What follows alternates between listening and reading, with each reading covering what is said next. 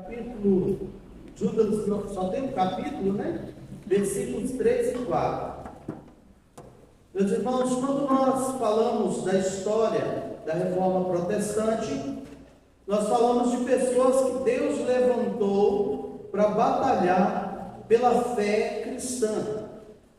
Judas, versículos 3 a 4. Estou tão acostumado com capítulos, né? E Judas só tem versículos. Verso 3 até o verso 4. Eu quero ler juntos com os irmãos. Judas, versículos 3 e 4. Vamos lá, irmãos? Amados, quando empregava toda a diligência em escrever-vos acerca da nossa comum salvação, foi que me senti obrigado a corresponder-lhe convosco, exortando-vos a batalharmos diligentemente pela fé que uma vez por todas foi entregue aos santos, pois certos indivíduos se introduziram com dissimulação, os quais desde muito foram antecipadamente pronunciados para essa condenação, homens ímpios que transformam em libertinagem a graça de nosso Deus e negam o nosso único soberano e Senhor Jesus Cristo. meus irmãos, este é, na verdade, um pontapé inicial para que a gente tenha o norte do trabalho que esses homens estavam fazendo na Idade Média. Então, quando Deus levanta os reformadores, irmãos, vocês vão ver que, ao longo das abordagens, que a reforma é como que você olhar bem do alto, passando por um helicóptero, você olhar uma floresta muito grande. Então, você consegue ver longe e ver muitas árvores, né? Mas quando a gente vai focar na Reforma Protestante, nós vamos focar em um período específico. Então, é como se você olhasse a floresta agora dentro da floresta. É por isso que a gente precisa fazer uma introdução para que os irmãos percebam o que é que esses homens vão enfrentar, os desafios que eles vão enfrentar, mas acima de tudo, meus irmãos, que a gente não perca Jesus de vista. Nós não estamos, ao estudar a história da Reforma Protestante, exaltando, endeusando pessoas. Nós estamos relembrando que assim como Deus usou esses homens, Deus usa a minha e a sua vida para defender a fé que uma vez foi dada aos santos. Então eu e você teremos que em algum momento da nossa caminhada, talvez com dimensões bem menores, defender a fé cristã, defender as verdades bíblicas, defender o nosso credo. Então vocês vão perceber, irmãos, que esses homens, eles vão batalhar pela fé, não negar a fé. Eles vão lutar contra os que negam a fé. Vocês perceberão, eu creio que a minha oração é isso, que os irmãos vão perceber que não é só na política, irmãos, que a gente tem tantos posicionamentos que não tem nada a ver com a fé reformada, mesmo de pessoas que dizem reformadas. Vocês vão concluir, irmãos, tantas coisas ao longo desse período de resgate histórico, e a minha oração é que no final desse mês a gente tenha mais convicção da nossa identidade, tá? Então nós vamos prosseguir. Hoje o tema da nossa primeira palestra introdutória é História e Historiografia. Eu estava conversando com a irmã Simone e assim, falei com ela assim: Simone, há assuntos que eu suspeito que nunca mais as pessoas podem ouvir. Uma porque assim, cada um tem uma forma específica de preparar os seus conteúdos, palestras, mensagens para a igreja, né? Eu procuro, irmãos, ao longo do meu preparo, eu procuro buscar crescimento individual. Então, assim, eu não pego uma revistinha pronta, um assunto pronto, eu pego logo um livro de 600 páginas. Eu preciso correr com ele, porque quanto mais eu correr e reter de conteúdo, mais eu vou ter condições de instruir melhor a minha igreja. E assim a gente vai seguir um roteiro, irmãos, que ele é um roteiro de um grande historiador de uma universidade americana, uma das referências mundiais. Então, assim, a possibilidade de você não ouvir mais esse assunto, e até mesmo porque cada pessoa que Deus usa para comunicar um assunto tem questões bem de particularidade da vocação. Então a possibilidade de você não ouvir mais sobre esse tema, e talvez se eu perguntar aos irmãos se vocês já ouviram sobre história e historiografia, talvez muitos vão dizer assim, pastor, nem sei se é de comer, se é de beber. Tá? Então, irmãos, a minha oração é que sejamos abençoados com esses momentos, tá? E eu quero começar trazendo uma frase ao nosso coração de um historiador, de um dos reformadores, Felipe Melanchthon. E olha só o que ele diz, irmãos: a vida humana sem o conhecimento da história não é nada além de uma pequena infantilidade perpétua, ou melhor, um estado permanente de trevas e obscuridade. Ai, nossa, eu gostei muito disso, porque de vez em quando, na nossa cultura, nós esquecemos a nossa história. Lá em casa, de vez em quando, a gente pergunta, Gisele, você lembra quem é o seu avô, seu bisavô, seu tataravô? Eu não sei. Mal do meu avô para trás eu nem sei. Estou perdido. Nós não somos um povo que valoriza história. A gente não gosta de ler nem a genealogia da Bíblia. A gente acha que é inútil. Mas para o judeu, a história dele era preciosa. E a gente tem um outro problema, irmãos. Um bom problema por um lado, ruim por outro, porque quem não gosta de história, a Bíblia, ela é também um livro de historicidade. Há um tempo atrás, foi bem mais no início do ano, eu estava ajudando um amigo a construir um trabalho para monografia, e eu estabeleci um pilar de história, porque história é importante.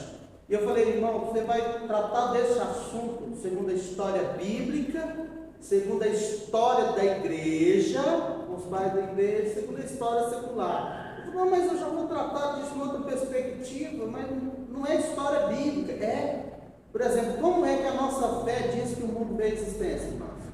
Está lá no livro histórico, dizendo que Deus criou os céus e a terra da forma como Deus fez. Agora tira os 2 capítulos de Gênesis, tenta explicar assim, Gênesis 1 e 2, como surgiu todas as coisas. Porque você não tem uma outra meta narrativa secular de como veio a existência as coisas que existem, uma explosão, um Big Bang. Então a gente precisa, irmãos, ser bem instruído, porque a nossa fé é uma fé histórica. Judas já começa dizendo a fé histórica, que foi entregue a outras pessoas que não estão aqui, mas esse conteúdo foi dado e preservado num livro inspirado. Então, irmãos, quem não conhece história é uma criança. É uma criança. É por isso que vocês vão perceber isso aqui. Há muitos posicionamentos tão estranhos hoje de pessoas que, se você perguntar algumas coisas sobre história, não tem noção nenhuma. Ele quer defender liberdade religiosa, mas quer votar num comunista. É engraçado, né? Quer defender um monte de assunto, mas se ele tivesse lido um pouquinho sobre história, você perceberia que não dá para defender aquilo dentro daquela meta narrativa, tá? Daqui a pouco a gente vai mostrar um pouco mais sobre esses pontos. Um outro historiador, irmãos, eu tenho a impressão que ele é francês, então eu leio o nome dele como Pedro de Blois, tá? Ele diz o seguinte: somos como anões apoiados nos ombros de gigantes. Graças a eles, enxergamos mais longe, ocupando-nos com tratados escritos pelos antigos, selecionamos seu melhor pensamento, enterrado pelo tempo e pela negligência humana, e o ressuscitamos, por assim dizer, da morte para uma nova vida. Então, quando você estuda história, você está subindo no ombro dos gigantes, e isso vai ter um impacto na longitude daquilo que você vai enxergar. Isso vai ter um impacto na forma como você vai ver as coisas, como vê a sua vida, como vê a igreja, como vê o mundo. Então nós precisamos sentar nos ombros dos gigantes, e é o que nós estamos nos esforçando para acontecer. A reforma, ela mostrou-se ser um gigante dentro dos movimentos intelectuais dos tempos modernos.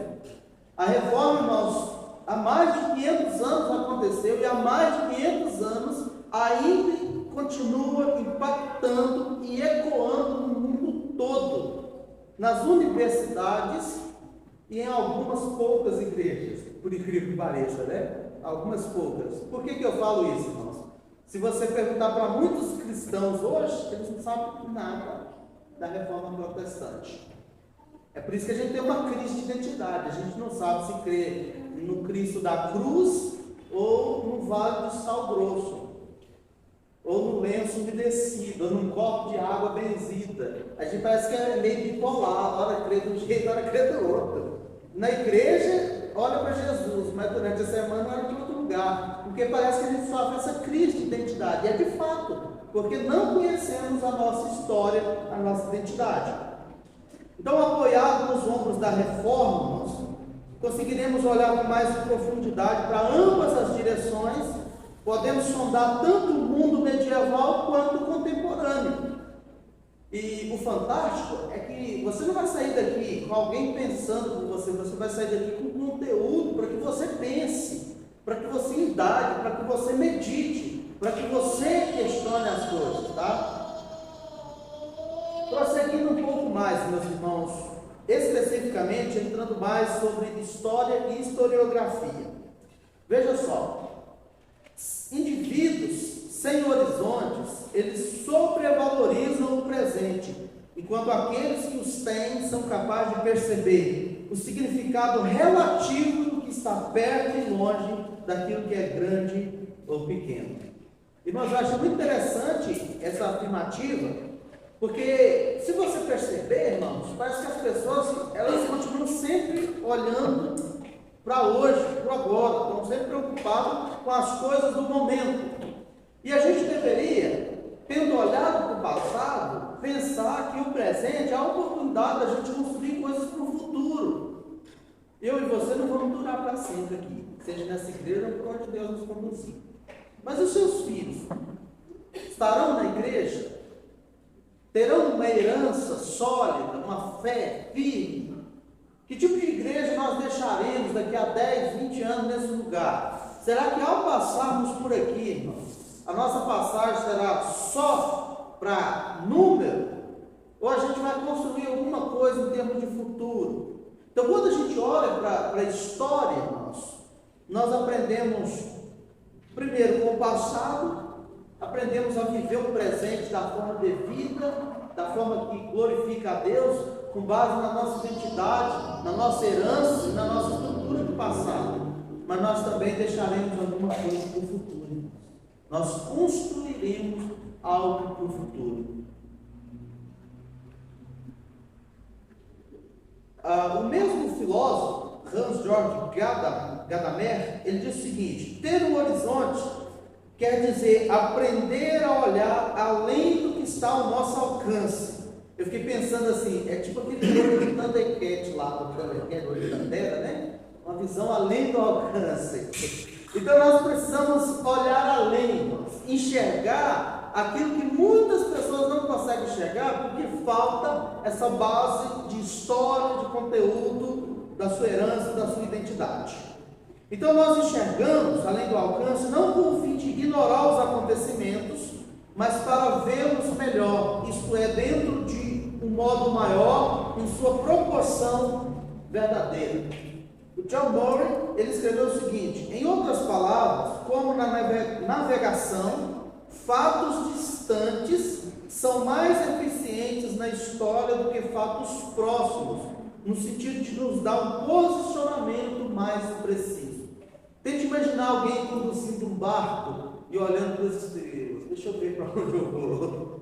Ou olhando para a água. Ele tem que olhar longe, no horizonte. Ele não pode ignorar que a rota correta para ele traçar, ele tem que fixar os olhos o mais distante possível. É por isso, irmãos, que você encontra muitas pessoas perdidas, porque não sabem em qual direção está olhando.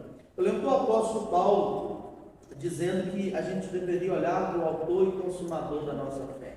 Tenta imaginar, por exemplo, em termos de tempo. Jesus vai voltar daqui um dia, uma semana, um mês. Pode demorar 10, 50, 100, eu não sei o tempo que demora, mas quando você fixa os olhos no autor e consumador da fé, não importa o que está acontecendo, não importa se é eu que vou ao encontro de Jesus, eu vou continuar caminhando na mesma direção. Então o problema, irmãos, é que muitas vezes a gente encontra pessoas que elas estão tão perdidas, elas não têm convicções, elas não sabem para onde estão caminhando. E eu gosto sempre de lembrar o Shakespeare, com aquele poema Menestrel, ele fala, quem não sabe para onde está indo, qualquer caminho serve. Então é igual a pessoa de carona, quando você vai, em qualquer lugar.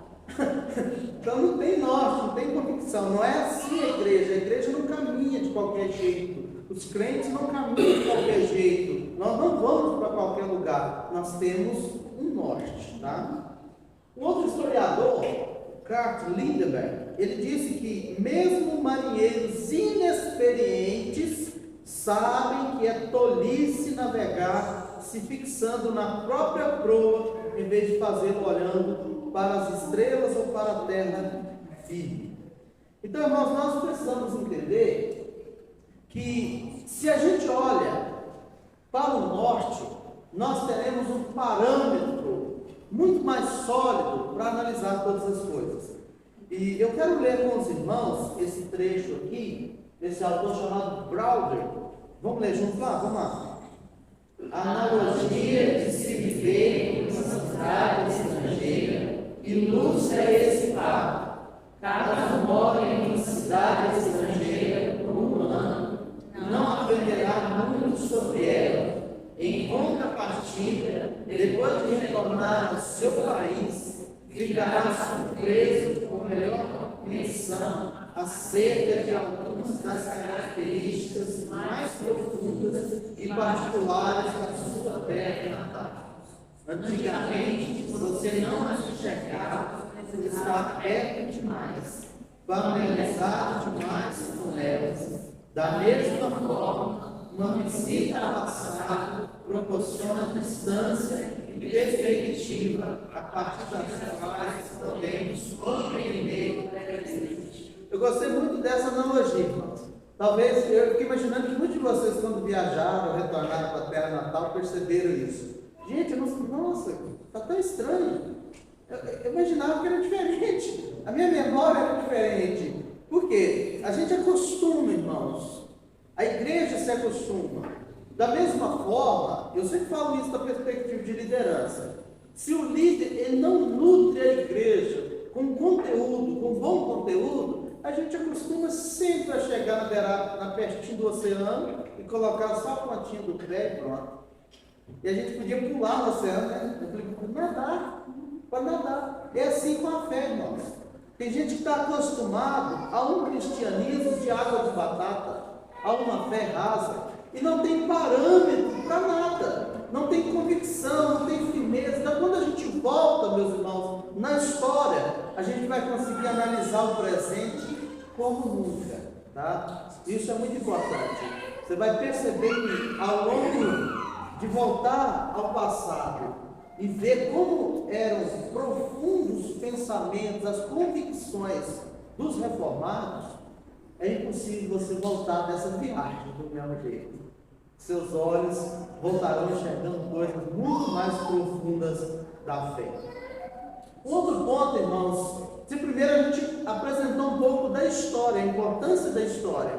Por que você deve voltar, por exemplo, amanhã tem outra palestra, amanhã tem oração, mas tem outra palestra. Então por que você deve voltar amanhã?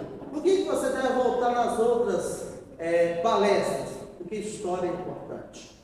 Porque história tem a ver com o que eu e você somos, tá? E um outro fato importante, irmãos, é a memória. Vocês conhecem pessoas sem memória? Tem dois casos que me vêm à memória. E eu não esqueci. Primeiro que eu já vi filmes de pessoas com amnésia, por um acidente, alguma coisa, e era estranho o comportamento das pessoas, né? Então, literalmente, numa expressão, você vê a pessoa em crise. Um outro fato, que talvez os irmãos conheçam, pessoas com Alzheimer. Então, no mínimo, esses dois exemplos nos fazem lembrar Como é importante o quê? Memórias. Agora eu olho para muitas pessoas que não têm nenhum nem outro nos nossos dias, mesmo na igreja, só pode que tem Alzheimer, só pode que esquecer o que leu na Bíblia, por causa de posturas, irmãos, de comportamento que não evidenciam alguém que realmente aprendeu, que assimilou as verdades da fé cristã.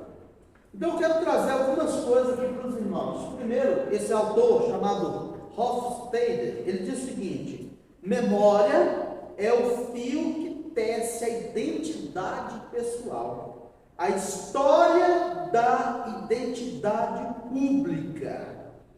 Por exemplo, lembra que domingo a gente vai voltar. Um dos pontos que eu falei nos irmãos, por exemplo, procure a biografia da pessoa que você pretende voltar. O que a gente está fazendo, irmãos? Refrescando a memória.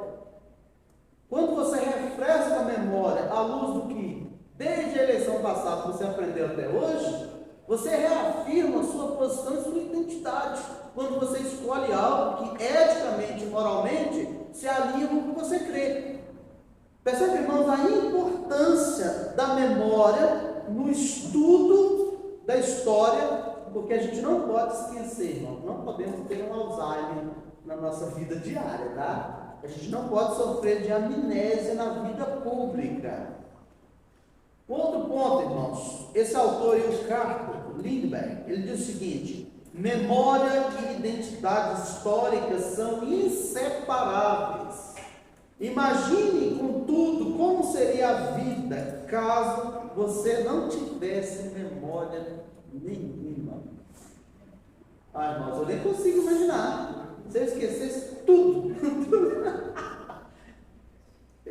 Você consegue pensar a sua vida sem memórias? Quantas vezes você se pega nostálgico? Você conhece a expressão? O que é a nostalgia, irmãos? Ressuscitando memórias do passado. O que seria de você sem suas memórias? Seria um indivíduo em crise, sem identidade. Percebe o problema, irmãos, por exemplo, de uma igreja sem identidade? Quando uma igreja parece que não tem, vamos dizer assim, um comportamento, uma crença, uma teologia, uma igreja que não tem identidade. E você encontra muitas pessoas assim, com essas crises de identidade.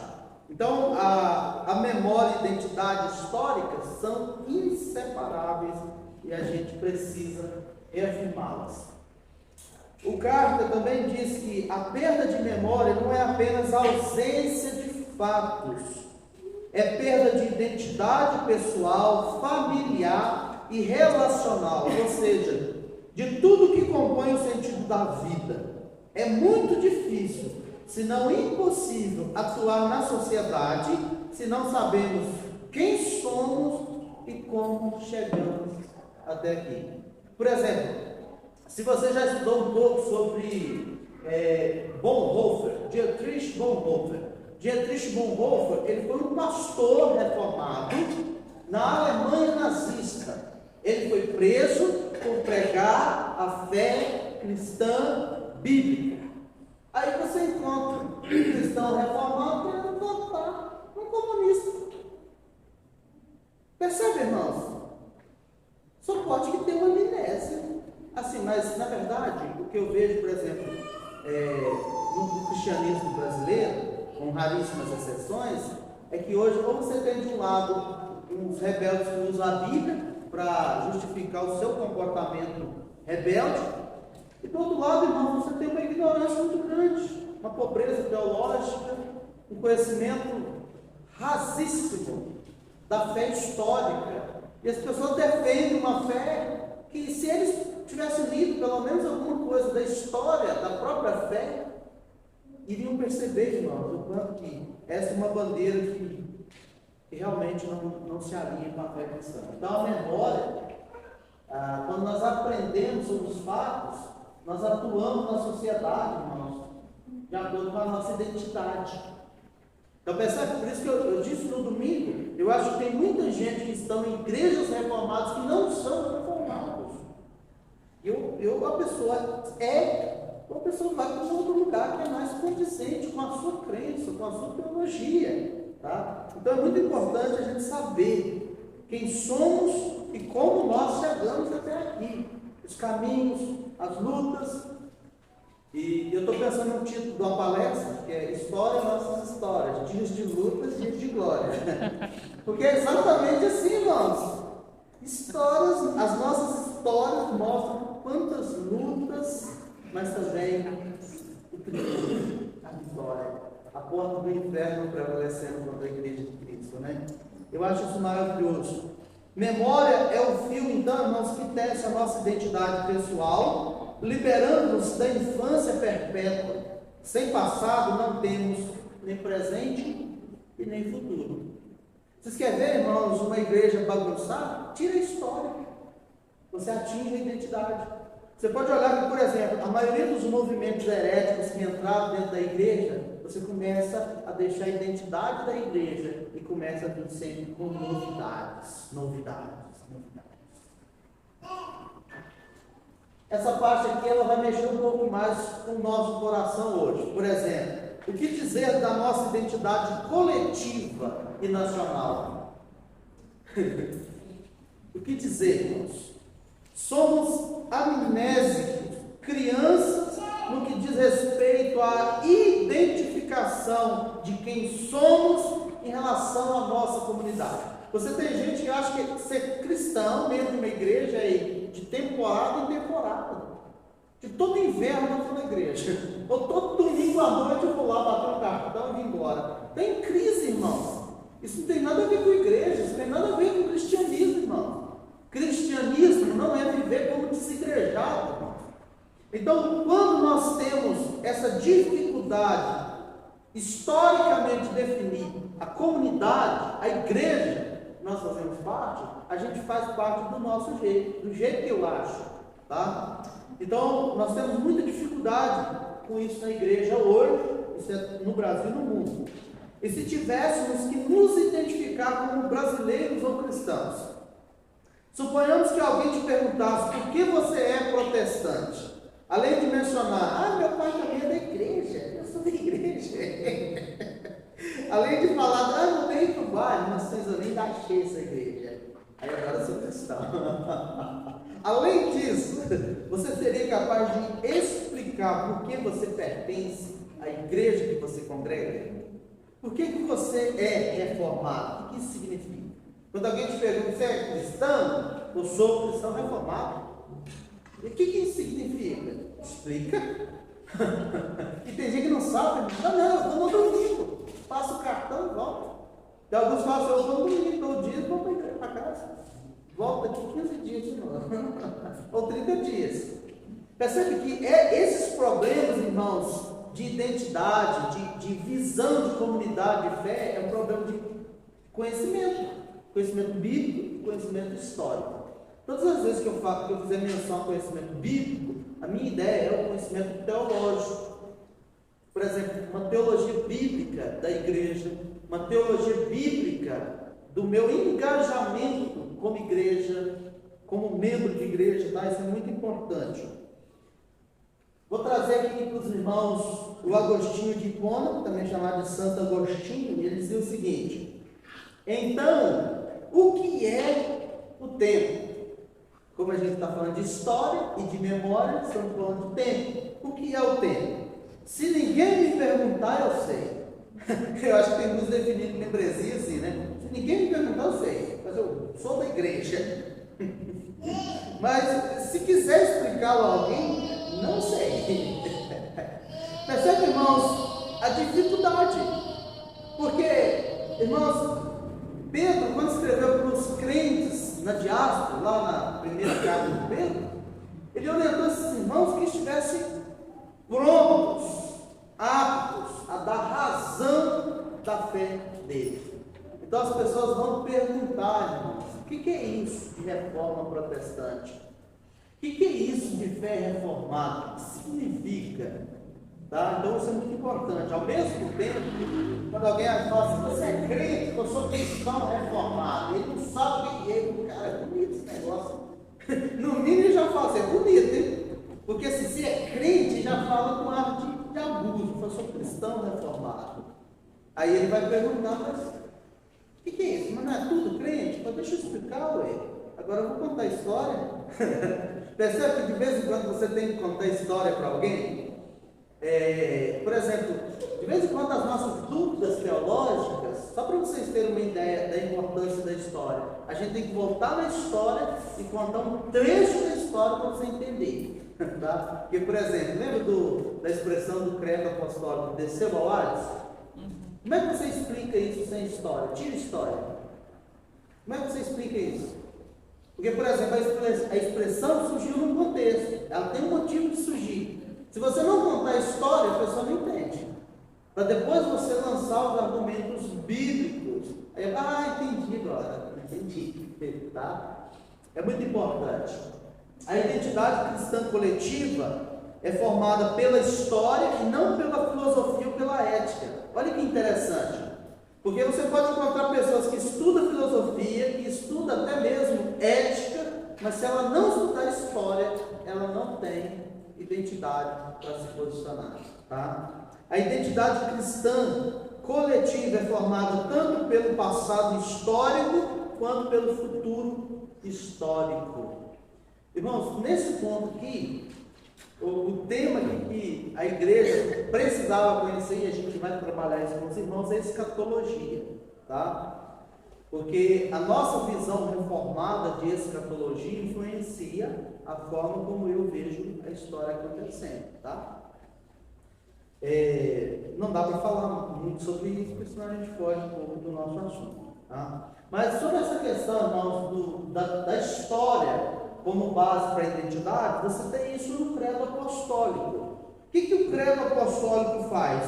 Ele reafirma de uma maneira sucinta as doutrinas essenciais que definem um cristão de fato e de verdade.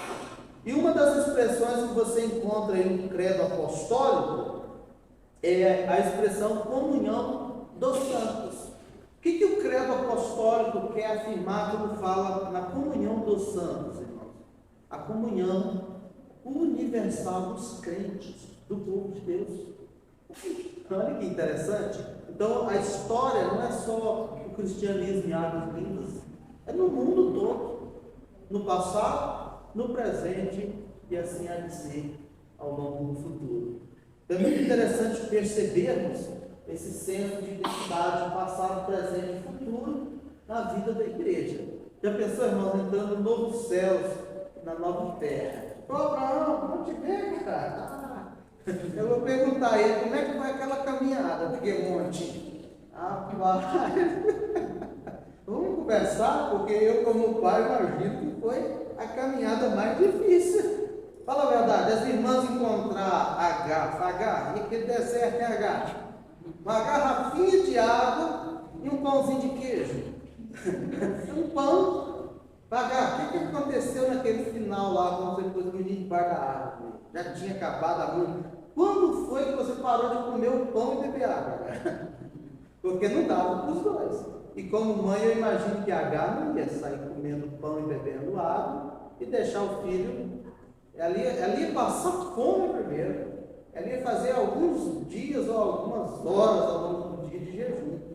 Então pense só, irmãos, tudo isso acontecendo na consumação do século. É para onde a história caminha. Caminha para onde? Consumação. Para a volta de Jesus. Tá? Para irmos para o novo céu e para a nova terra. Eu vou pedir os irmãos para ler essa citação do Pelicano. Vamos lá. A história deve ser nossa libertadora, não apenas da influência indevida de outros tempos, mas também do nosso eu, da tirania do ambiente e da pressão do ar que respiramos. Ela requer que todas as forças históricas produzam um registro que o submeta ao julgamento, promovendo capacidade de resistência a ambientes contemporâneos por meio da familiaridade de outras épocas e outras civilizações. Então, percebe que se você conhecer a história daquilo que você afirma que você não será influenciado pelos modismos religiosos, você não será influenciado influenciado pelas ideologias contemporâneas que são abertamente antibíblicas, que são, irmãos, claramente uma negação da fé sólida e biblicamente cristalina, tá? Então, por que você vê muitos posicionamentos assim monstruosos de pessoas que se dizem cristãos? Não tem identidade. Lembrando que na Bíblia você encontra os servos do Senhor dizendo: eu sei em quem tenho crido. Mas só que o lema do cristão brasileiro, cristão entre aspas, é: eu não sei mais em quem tenho crido, né? Então a gente crê e apoia um monte de coisa que a Bíblia não dá base nenhuma. É triste, né? É lamentável. Um outro fator, irmãos, é que toda história que ela é contada com pressupostos. Imagine que, por exemplo, se eu perguntasse o Gabriel, sei que ele gosta de futebol, só não sabe torcer, mas é estranho. E se eu perguntasse quais foram as impressões dele do 7-1, por que o Brasil tomou 7-1 da Alemanha na Copa do Mundo? Aqui, nós apanhamos em casa. Aí ele vai contar: não, aconteceu isso, eu vi isso, aquilo outro. Se eu perguntar para a Simone até uma outra visão, se eu perguntar a minha sala, ela nem sabe. Porque, irmãos, quem conta a história, você tem os pressupostos de crenças, de valores. Por que para a gente lembra? Porque teve algum valor. A gente estava empolgado, torcendo, estava todo mundo lá. E a gente tomou a torta na cara. Mais ou menos assim, né? Então, assim, quando a gente relata esses fatos, nós estamos relatando de acordo com os nossos valores, com as nossas crenças, chama pressupostos. Então, tudo que você vai conversar, por exemplo, se você conversar sobre o tema política, a pessoa vai conversar desse tema à luz dos seus pressupostos, de sua crença, de seus valores, tá? Então, você não pode esquecer isso quando você vai estudar história. E eu vou mostrar um pouquinho mais disso para vocês, irmãos. Veja que importante, olha só. O Flávio José, Eusébio de Cesaré, que foi um historiador, escreveu um livro História Eclesiástica. Ele teve a honestidade de mostrar, irmãos, que quem conta uma história, conta de acordo com a história que ele quer contar. Estão conseguindo acompanhar aí? Tá? Olha só. A partir de informações disseminadas por aqueles que me precederam, selecionei o que parecia ser de maior relevância à tarefa com a qual me comprometi, colhendo como flores em pastos literários contribuições relevantes de escritores antigos e incorporando-as à narrativa que tenho em mente. Então, a narrativa que tem em mente, todo mundo tem uma narrativa em mente, sobre o 7-1 da Alemanha, sobre a política e a forma como estão acontecendo as coisas no Brasil. Todo mundo tem uma narrativa em mente sobre a fé. Por exemplo, você pode ouvir o pastor Rogério, ouvir outro pastor, não é a mesma coisa. Eu tenho em mente, irmãos, quando eu prego algo, quando eu construo uma palestra, quando eu estou ensinando, eu tenho uma narrativa em mente. E a forma como eu apresento os fatos é para, irmãos, se alinhar com essa narrativa que eu tenho em mente. Deixa eu mostrar isso para vocês. Abre a sua Bíblia em Lucas. Lucas, capítulo 1. Só para vocês perceberem que Lucas faz isso. Lucas era médico. Lucas e Atos, irmãos, nos manuscritos originais era um livro só, tá? Portanto, que você vai ler em Atos, o próprio Lucas dizendo que tinha escrito o primeiro livro. Então, o Evangelho de Lucas é um livro. No manuscrito original, Lucas e Atos eram um rolo só, tá bom? Verso 1 diz assim, tá? Vamos ler até o verso 4? Vamos juntos. Visto que muitos ouvem e empreenderam uma narração coordenada dos fatos que entre nós se realizaram, conforme nos transmitiram os que desde o princípio foram deles testemunhas oculares e ministros da palavra. Igualmente a mim me pareceu bem, depois de acurada investigação de tudo desde sua origem, Dá-te por escrito, excelentíssimo Teófilo, uma exposição em ordem, para que tenhas plena certeza das verdades em que foste instruído. Ou seja, tinha muita gente contando um monte de coisa. E a primeira coisa é fazer uma investigação. Veja, irmãos, Lucas, o doutor Lucas, não é o prefeito, é o da Bíblia, é o da Bíblia, ele fez uma investigação acurada. Ah, eu estou sentindo o coração, estou achando que é assim. Não, mostra os fatos. Mostra então a investigação, os dados confiáveis. Ele fez isso. Primeiro, Lucas se apresenta como esse historiador, ele faz uma pesquisa dos fatos e a consequência é que ele faz uma conclusão para que vocês possam saber em quem vocês têm crido, vocês tenham plena certeza da verdade que vocês estão sendo instruídos. Então, o objetivo de remontar a história, de trazer a história, é para que haja essa plena convicção no coração de vocês como crentes. Não importa se daqui 5, 10 anos você vai estar aqui, Brasília ou em qualquer outro lugar, ou na glória, né? Se você estiver na glória, a gente encontra lá, se eu não estiver aí antes. A gente vai se encontrar lá. Atos capítulo 1, irmãos. Abre aí a sua Bíblia. Atos. A história é sobre os atos soberanos de Deus. A história é Deus, irmãos, agindo.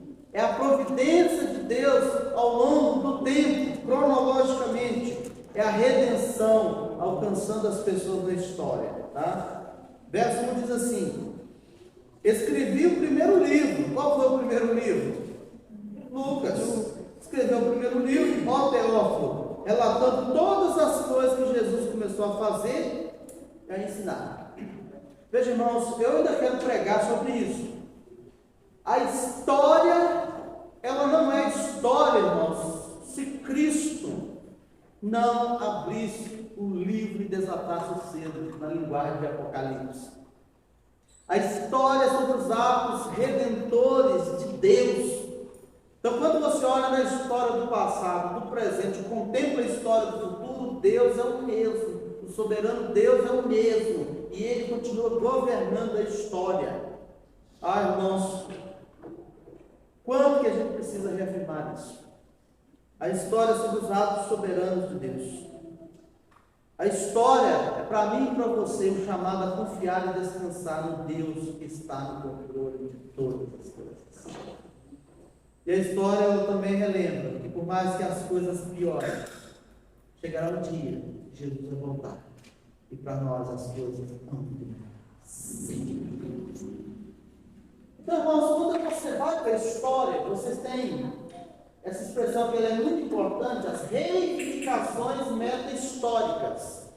Eu quero primeiro mostrar para vocês que, como teólogo cristão, você tem essas metas narrativas, essas reivindicações. Por exemplo, nós como cristãos contamos a história da seguinte maneira: a perspectiva do reino de Deus, o já e o ainda não. Ano que vem a gente vai trabalhar um pouco mais de teologia bíblica, tá? E vocês vão entender muito mais esses termos. Mas o reino de Deus, a gente prega o reino de Deus, mas ele ainda não se consumou 100% aqui. Por exemplo, a gente conhece o nosso Deus, se relaciona com o nosso Deus, tem comunhão com o nosso Deus. A gente se reúne no domingo como um prelúdio daquilo que será na consumação do novo céu e da nova terra, para deleite em Deus, para adoração a Deus. Mas Jesus ainda não voltou, irmão. Ele ainda não levou essa igreja. Nós ainda não recebemos o corpo glorificado. Nós ainda não estamos no novo céu e na nova terra. Percebe? Então a gente já desfruta, vamos dizer assim, de um prato da entrada, né? Na linguagem do buffet, né? Você já pode saborear. Mas não se esqueça, ainda não chegou no céu. Tá? Então, essa, irmãos, é a nossa reivindicação histórica do reino de Deus. O já e o ainda não. Percebemos que, por exemplo, nós precisamos ser cada vez mais claros e honestos com a narrativa que nós temos em mente. Qual é? O comprometimento religioso e teológico. É por isso que, ao revisitar a nossa história, essas convicções elas vão aflorando. Então percebemos nós que, em termos teológicos, há uma dimensão escatológica em relação à obra da igreja. Ela vive o agora da atividade histórica e o ainda não, entre promessa e cumprimento. E o cumprimento pleno do movimento que é iniciado por Jesus. Por exemplo, no novo céu e na nova terra vai ter democracia, irmãos? Vai ter ditadura, irmãos? O reino lá vai ser o reino teocrático. Quem é que vai governar sobre o seu povo? É Deus. O reino vai ser teocrático. Então percebe que o que nós estamos esperando, irmãos, é diferente daquilo que as pessoas hoje estão lutando, tá? Nós esperamos um reino teocrático. Deus reinando sobre nossas vidas. E nós nos alegramos nisso. Mas você encontra essas reivindicações meta-históricas, irmãos. Por exemplo, na filosofia, o Hegel, que foi um filósofo, ele defendeu a convicção idealista sobre a realização do espírito absoluto. Você tem outras posições ao longo da história. Por exemplo, irmão, a convicção materialista de Karl Marx. Isso aqui é muito importante, irmãos, porque assim, para vocês perceberem o quanto que a ignorância da história faz com que as pessoas que foram vítimas desses pensamentos ideológicos vai querer se posicionar, votar e apoiar algo que é totalmente atípico, irmãos. Por exemplo, irmãos, o materialismo, a IPB já tem uma posição clara contra o materialismo ateu. A ideia, irmãos, de que tudo que você precisa está nesse mundo. De que tudo que você precisa é ofertado aqui para transformação, para salvação do mundo. É por isso que você vê essas propostas como redentoras. Então, Marx, irmãos, desde o início, ele já defende uma guerra entre classes, pobres e ricos. Aí depois o Marx, as ideias do Marx com os seus discípulos, se juntou ao Freud. Aí surgiu o marxismo cultural. A ideia é que agora não é as classes que vão guerrear entre si, agora nós vamos trabalhar com condicionamento psicológico. Lembrando que Freud era psicanálise. Aí você tem, ao longo das mídias, um bombardeio de todas as ideologias, condutas, exatamente para destruir a família tradicional e colocar na sua cabeça, do seu filho, que aqueles comportamentos depravados são normais. Então, assim, irmãos, me assusta, porque muitos desses tipos de crente, eles não gostam de escola dominical, de oração e tudo bíblico. Então, assim, a gente precisa perguntar se tais pessoas são crentes mesmo, para defender, irmãos, ideias que são totalmente contrárias à meta narrativa que nós temos. É incoerência, irmãos. É inapropriado, irmãos. Como é que a pessoa vai ser honesta? Lembrando que a gente está trabalhando sobre esses pressupostos, tá? Então, quando você quiser entender a ideia da pessoa, por que ela defende um negócio antibíblico, você tem que trabalhar isso aqui. Como entender as crenças e a cosmovisão desse indivíduo, que está tão contrário às escrituras. Só tem uma, irmão, cegueira do próprio Satanás, né? A crença, por exemplo, do brasileiro no triunfo de quê? O Brasil será melhor, qual é a pauta hoje? O Brasil será melhor se a gente garantir a democracia. Lembra que não é a nossa pauta. Não é a nossa reivindicação meta-histórica. Jesus Cristo voltará e todo joelho se dobrará, toda língua confessará, quer seja ateu, de esquerda, direita, do meio, do canto, da beirada, como diz o mineiro, não importa, todo joelho se dobrará, toda língua confessará, e só Jesus Cristo é o Senhor, só Ele reina. Então, irmãos, percebe como é esclarecedor, irmãos? E eu nem entrei nos assuntos em si, eu só estou lançando uma sementinha para você ter uma referência. Para você saber, por exemplo, por que às vezes os nossos posicionamentos, quanto a algumas coisas, ideologias, valores adotados por muitos que se dizem crentes, igrejas, nós somos abertamente claros. Nós temos convicção, irmão, do que nós cremos. Convicção histórica, teológica, tá? Então, infelizmente, a igreja ainda tem que lidar com isso, tá? Mas assim, irmãos, eu vejo como que há uma falha também, às vezes, por parte das próprias lideranças da igreja, do conteúdo que se ensina. Nós precisamos aprofundar mais. Nós, irmãos, cuidamos da igreja, purificamos essa igreja, quando trazemos um conteúdo sólido, que vai dar convicção, firmeza de crença, de fé aos próprios crentes individualmente, tá? Um outro fator, irmãos, é que o conhecimento histórico, ele anda de mãos dadas com convicções teológicas. Isso é muito importante. Toda pessoa que não tem firmeza doutrinária, se você indagar sobre alguma coisa de história, de conhecimento histórico, é zero. Ou praticamente 0,0001. Lembra dessa continha? É tanto zero que você já se convence que é melhor ter por só o zero, que facilitava. Olha só, primeiro, o Eusébio de Cesareia, ele diz o seguinte, na verdade ele se posicionou assim, ele normatizou a verdadeira igreja a partir da comunidade dos primeiros séculos da era cristã. Então quando alguém diz assim, é a verdadeira igreja, ele está contrapondo que há um outro tipo, entre aspas, de igreja, e como diz a confissão de fé, são sinagogas de Satanás, que não é igreja verdadeira. Então essa igreja verdadeira, irmãos, ela tem história e teologia. Você não encontra uma igreja séria que não tem história e teologia. E quando falta história e teologia, entra outro negócio que até rima, heresia. Tá?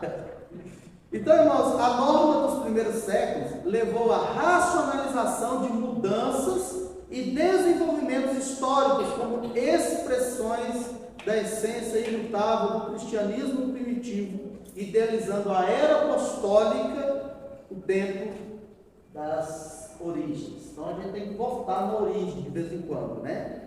Esse critério foi sustentado por todos os grupos da era da reforma e pode ser percebido nos vários apelos que os reformadores fazem de quê? A escritura e a fé apostólica, usada como apoio às perspectivas, reivindicações de serem continuidade de quê? Da igreja primitiva. Então, para que eles se posicionassem no passado recente deles, os reformados, eles tinham que conhecer o passado mais distante. Eles teriam que ter olhado lá, como diria a turma, lá atrás, bem mais atrás, para dizer assim, olha, a nossa história está errada. Nós estamos caminhando na rota errada. Mas eles não fizeram isso do nariz deles, irmão, do achismo. Estou sentindo que agora não pode ser assim. Não, é com base na história, tá? Você tem, por exemplo, um debate em Leipzig, na Alemanha, em 1519, sobre a autoridade do Papa. Aí Lutero declarou, irmãos, que as atribuições papais à superioridade eram relativamente recentes. Quais foram os argumentos, irmãos, de Lutero? Contra elas, essas atribuições, encontra-se uma história de 1100 anos, o texto da Escritura Divina e o decreto do Concílio de Nicéia 325, o mais sagrado de todos os concílios. Veja, ele não usou, irmãos, invenções do seu nariz. Ele trouxe a história disso. A história diz que isso está errado. Então, para você ensinar para alguém que as ideias estão erradas, você vai ter que contar a história, né? Nós temos um outro ponto importante aqui, irmãos, que é sobre a Idade Média. Porque na Idade Média, nós temos o surgimento do movimento chamado humanistas, e a partir dessa mudança na história, irmãos, que foi muito importante com os humanistas, vocês vão perceber as convicções, a base pela qual os reformadores fizeram as críticas deles. Eles não criticaram, irmãos, porque não gostavam. Não gosto. Não estou gostando. Por exemplo, você encontra crente na igreja, não gostei do culto por causa desse instrumento, por causa desafinou no dó, por causa do violão para desafinar, não gostei por causa disso. Irmãos, isso é chatice. Isso é pessoas sem norte, sem fundamento. Porque quando você faz uma crítica, primeiro que tem que ser uma crítica sólida. Primeiro que tem que ser essa crítica sólida, mas segundo, de alguém que está envolvido para melhorar aquilo que não está legal. Então você vai perceber, por exemplo, os reformadores, não é o desigrejado na internet para questão, não tem igreja, a gente não vai isso, daqui a pouco não pode nem abrir a Bíblia mais não, que crente não abre a Bíblia, não tinha Bíblia antigamente. Mas não, então, começa a carregar as cerâmicas aí, os pergaminhos, começa a carregar. Então, irmãos, hoje você vê um posicionamento, irmãos, de um cristianismo tão raso, superficial, de pessoas que não estão envolvidas para melhorar nada. Os reformadores não, eram homens da igreja, eram pessoas envolvidas, eram pessoas interessadas que a igreja melhorasse, voltasse para as escrituras, que a igreja se firmasse nos caminhos do Senhor. Não era, irmãos, um ímpio com a boca suja e o dedo violento na internet, atacando todo mundo, igual Satanás. Então Satanás não precisa nem de fazer trabalho na internet, já tem essa turma aí desigrejada, para falar mal de Deus, da Bíblia, da igreja, tá? Então assim, aquilo que Jesus vai voltar para buscar, não serve de desigrejado, então ele vai subir que jeito? Se você pegar um foguete, né? Ver se chega junto, né? Porque na igreja não vai, né? Não gosta, não pode. Então, percebe, irmão, o quanto que a fragilidade teológica leva a esses posicionamentos liberais, irmãos, posicionamentos de ataque à fé cristã. Lá em Judas, nós aprendemos que é para defender a fé cristã, irmão, não é para atacar, não é para atacar, é defender a fé bíblica, tá? Irmãos, então, a base da crítica dos reformadores foi de que o passado recente estava corrompido, e eles então, irmãos, procuraram alicerçar-se na geração de quê? Dos humanistas anteriores. O que são esses humanistas, irmãos? Olha só. O termo Idade Média, primeiro vamos ver o termo aqui, se encontra pela primeira vez em referências difusas de humanistas do século XV, os quais consideravam esse segmento de tempo como uma época intermediária entre o que percebia ser o período clássico ideal e glorificado, e seu próprio tempo, ao qual se referiam como moderno. Os humanistas, eles aspiravam e lutavam pelo renascimento clássico, a antiga linguagem, educação, ciência, arte e igreja, e assim como consideravam a igreja média uma época bárbara. Olha só, uma época de muita ignorância, tá? Por isso a arte medieval, por exemplo, era chamada de gótica. Essa caracterização humanista foi impulsionada não apenas por critérios estéticos, filológicos, mas também teológicos e religiosos. Homens e mulheres renascentistas projetaram na história antiga a sua própria reação do que consideravam ser autoritarismo, ortodoxia supersticiosa, antiquada da igreja do seu tempo. A influência dessa perspectiva humanista continua a ser evidente no uso que fazemos de rótulos pejorativos. Por exemplo, há muitas pessoas que se referem a esse período como Idade das Trevas. Sabe por que, irmãos, que eles se referiam a esse período como Idade das Trevas? Porque entendiam que nesse período não tinha muita contribuição intelectual. Era o que os primeiros historiadores afirmaram. Por isso a Idade das Trevas. Só tinha esse negócio de religião, de igreja. E o povo era muito ignorante, queimava até os que falavam que a terra não era a terra que girava, era o sol. Aí a turma começou com esse posicionamento cético e preconceituoso. Só que com o passar do tempo, eles descobriram, irmãos, que esse é um período riquíssimo da história. Riquíssimo. Com as descobertas dos escritos, dos livros escritos nessa época, dos pensadores, aí eles tiraram esse rótulo Idade das Trevas e colocaram Idade Média, tá? Então o que os humanistas fazem, irmãos? Os humanistas, eles vão voltar às fontes. Essa expressão ad fontes significava que eles retornaram para as fontes originais. Por exemplo, olha para vocês verem a diferença, irmãos, da nossa cultura. Enquanto a cultura contemporânea ela é fascinada por quê? inovação e o novo. Igreja boa hoje, inovação e novo. É boate, é a church bar, você já canta, bebe, adora e faz um escambau, né? Mas o lema da cultura renascentista, irmãos, era ad fontes, ou seja, voltar às fontes originais. É com base nisso aí, irmãos, que você vai ver muitos escritos, por exemplo, sobre educação clássica. Se você pegar e colocar lado a lado a educação clássica com a educação moderna, irmãos, e pós-moderna, piorou ainda a situação, é muito, muito diferente. Por exemplo, as crianças, nessa época, aprendiam grego, hebraico, aprendiam, irmãos, matérias que faziam pensar. Hoje os nossos meninos colocam. Porque não, senão não vai aprender. E é interessante, irmãos, eu lanço sempre esse desafio. Quem são as maiores referências dos nossos dias? Estamos formando pensadores gigantes desde que rompemos com o pensamento clássico. Porque as melhores obras eram na época que o povo tinha um potinho com tinta e uma pena. Escrevia na pena. E quando o assunto era bom, o pessoal já dizia, valeu a pena. Você viu essa expressão, valeu a pena? O que valeu? Gastar a pena, gastar tempo e a tinta do potinho. Você sabia disso? Tá vendo? O pastor também é cultura. Irmãos, os reformadores ecoavam este modo, ad fontes, em relação a quê? Escritura e igreja. Lembra que, por exemplo, a gente sempre relembra isso, irmãos? Como eu sei que isso está errado? Volto para onde? Bíblia. E, se possível, vá um pouquinho mais no hebraico, no grego. Na tarefa é árduo.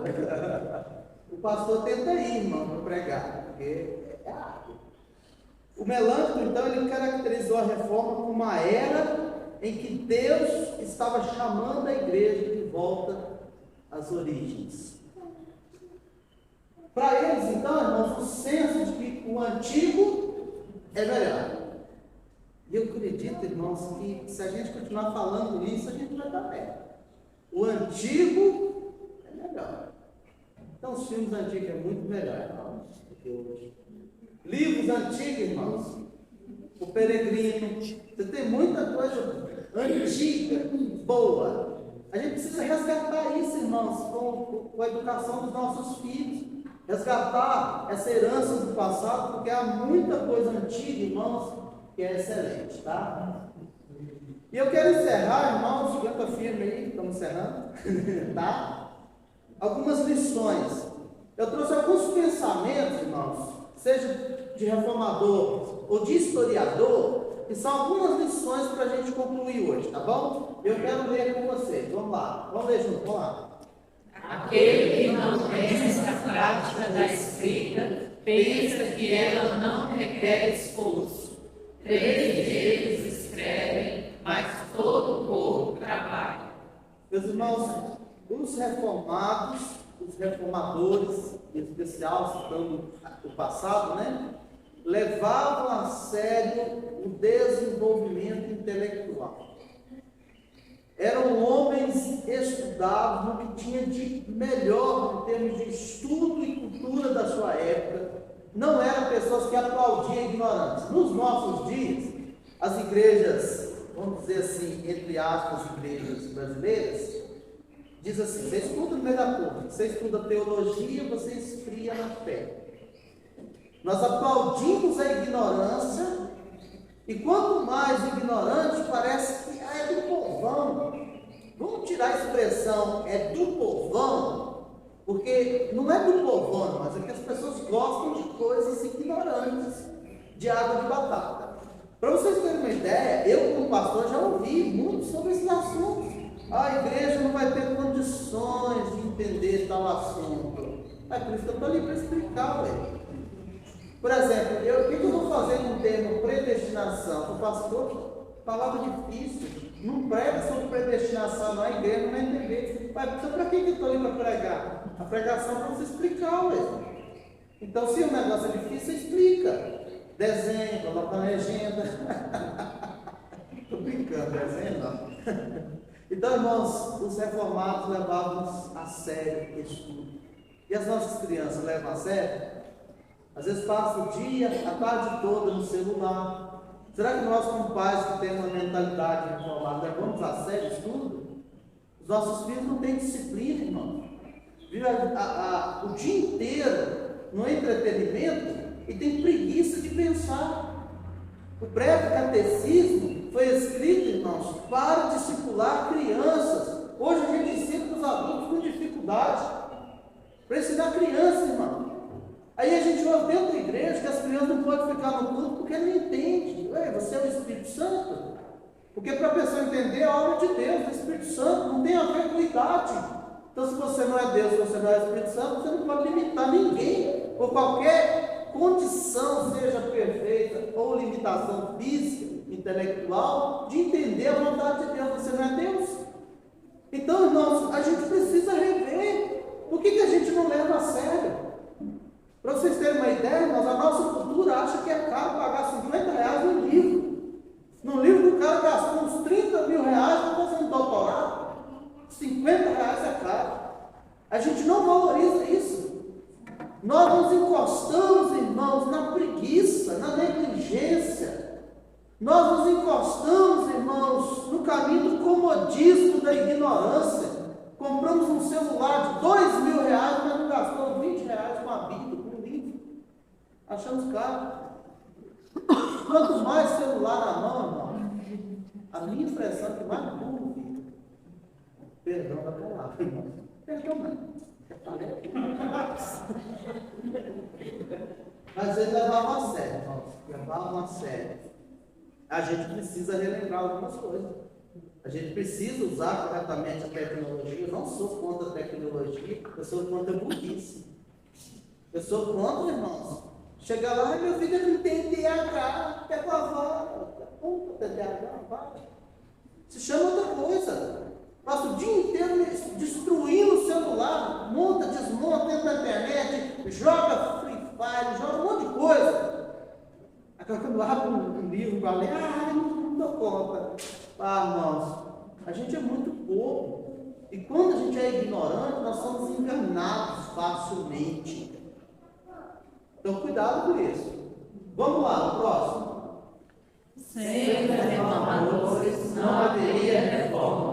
Fatores sociais e políticos guiaram, aceleraram e também impediram a divulgação dos efeitos públicos da pregação protestante.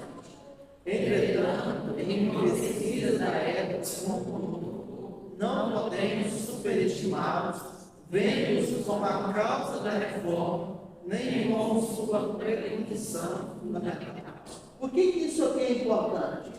Você tem uns religiosos hoje, eu queria encontrar um nome melhor, mas eu tenho dificuldade de encontrar um nome. Eles acham que quando você estuda a história e os personagens da história, você está adorando a pessoa. Tipo assim, eu sou calvinista, mas não é de Jesus, não? Estou retardado. Não entendeu nada. Eu queria encontrar um nome melhor, mas não encontro. Então nós não estamos, irmãos, superestimando os homens. Nós não estamos dizendo que esses homens são a causa da reforma.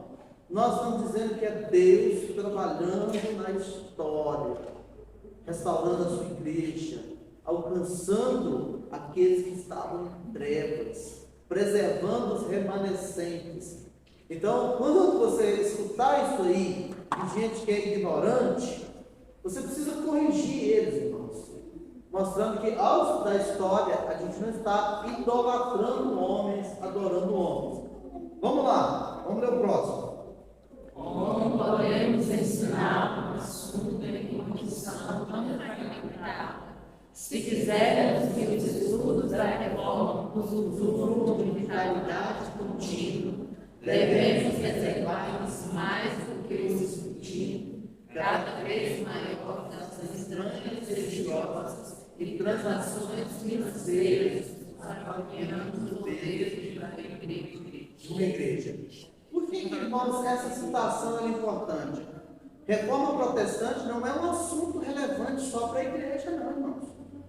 Esse é um assunto que já é debatido nas universidades, e esse é um assunto que deve moldar a minha e a sua relação fora da igreja.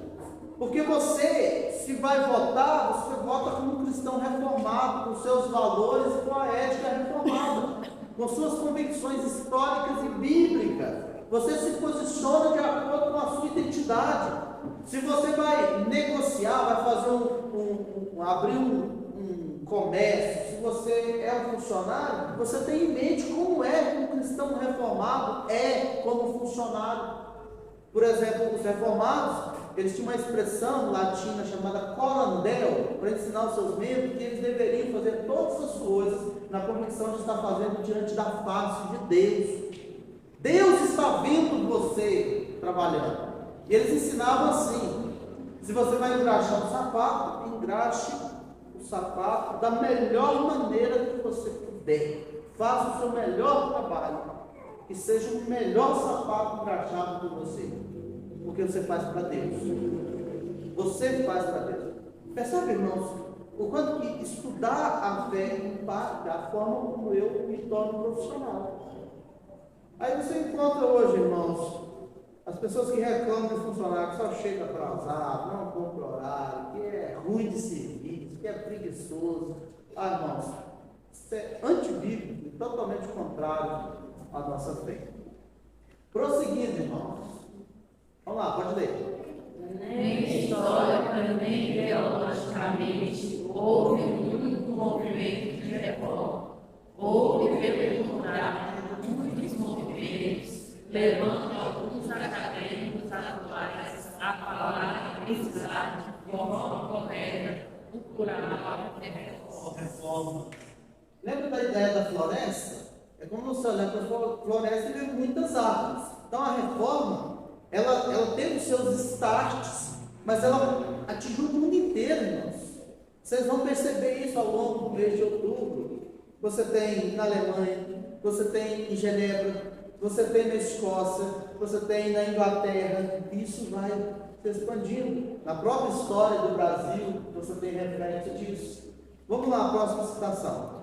Não podemos ignorar que alguns acadêmicos têm, nos últimos anos, tentado fazer com que a reforma deixe de existir. Alguns historiadores tentaram limitar o determinismo histórico ao enfatizar as continuidades em um tempo sequencial mais longo.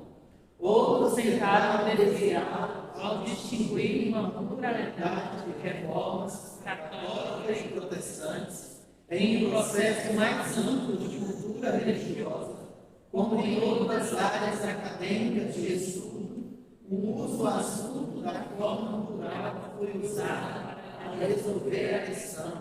Contudo, seja qual for a visão da historiografia que tira como necessário, deve-se respeitar a distinção religiosa dos séculos XVI.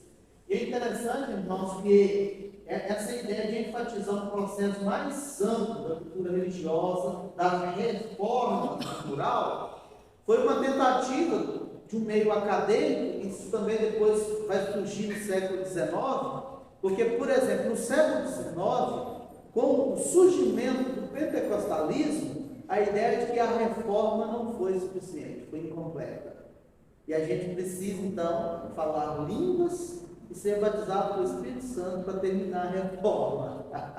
E é interessante, irmãos, você perceber como a história vai sendo contada, mas ela vai, às vezes o pessoal coloca um S e muda muita coisa. Depende do que ele quer dizer, tá? Então, assim, o movimento da reforma continua até hoje intacto, mas muitos se aproveitaram disso para poder criar novos movimentos, tá bom? A outra citação. As pessoas de todas as nacionalidades, os primeiros protestantes, legaram, além de si mesmos, uma herança de liberdade e igualdade espiritual, cujas consequências ainda se manifestam no mundo de hoje. Esse é um fato, né? Ainda hoje nós temos o reflexo do impacto que a história da reforma vai nos apresentando.